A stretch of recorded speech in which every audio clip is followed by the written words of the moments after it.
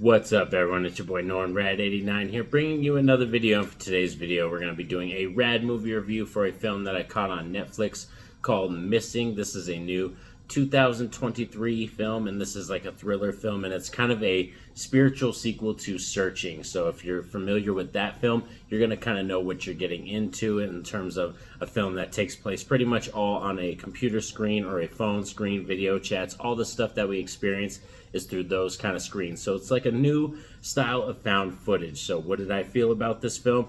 Stick around to find out. Roll it.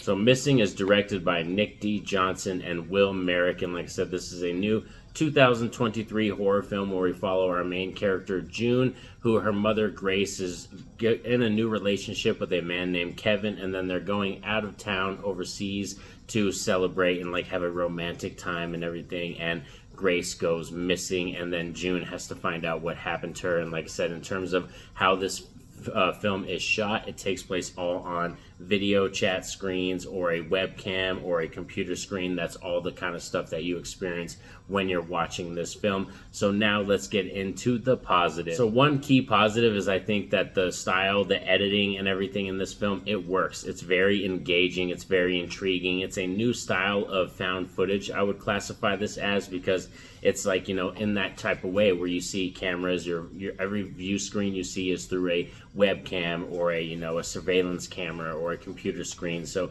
it's definitely this new kind of style of found footage, and the editing is very fast paced where it keeps you enthralled with the film. And even when you take the breaks, it's like those quiet breaks, you know, when your screen goes completely black on your phone and then you wake up the next day and you like tap the screen and wake everything up. So it's really got a new flavor to it, and I liked it and everything. So definitely that style of editing, the new style of this film, was something that I was down for. Another thing for sure too is Storm Reed and Nia Long, which is our main lead actresses who play June and Grace. I think they do a fantastic job, and they feel like they have chemistry. They feel like a mother and daughter, and when she goes missing, you're really like on the edge of your seat, and you're feeling like you're in June's space where you're like, I need to find my mom. Like if that happened and your mom went away overseas, like that's a heart-threatening thing. You know, your heart just sinks into your belly because you're like, what would you do? Especially if you're a child, like at June's age, it's like, what do you have at your disposal?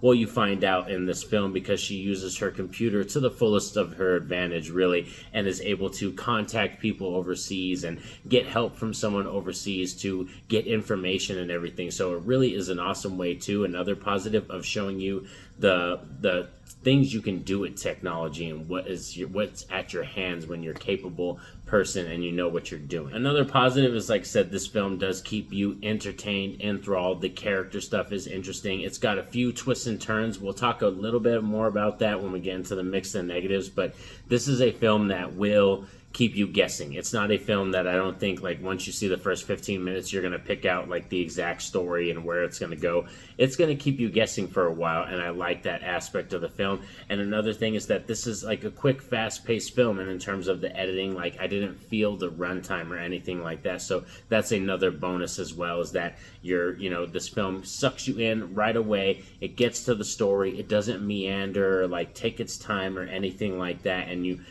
feel the emotion. And there's even kind of a time gap too in terms of how long she's missing. So I think they handle that well too in terms of how they show the time gap and display it in the film.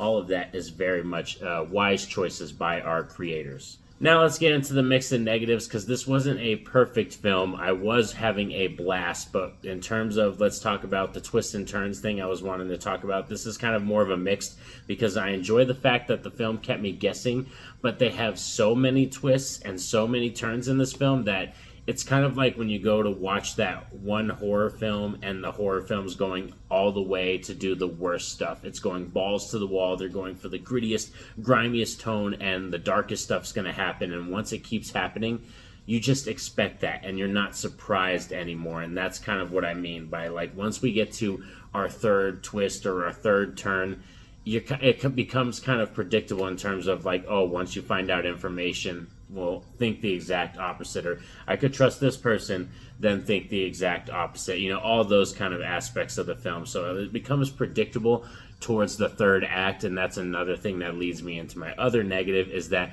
I appreciated the journey much more than the destination. So the first two acts, I was, on the edge of my seat. It had me entertained. I was engaged. And then when we got to the third act, the destination, and you learn what happened and you learn where we're going, it was underwhelming. It was a film that I was like, really? Like, it had all this style, all this flair, and it was really all this characterization. And then we get to that third act, and I just didn't like our landing spot. It just felt kind of bland and very underwhelming. Also, I would say as another negative is this is one of those films that I can see after you know the story and you know what happened. It's not a film that I could see myself rewatching a lot.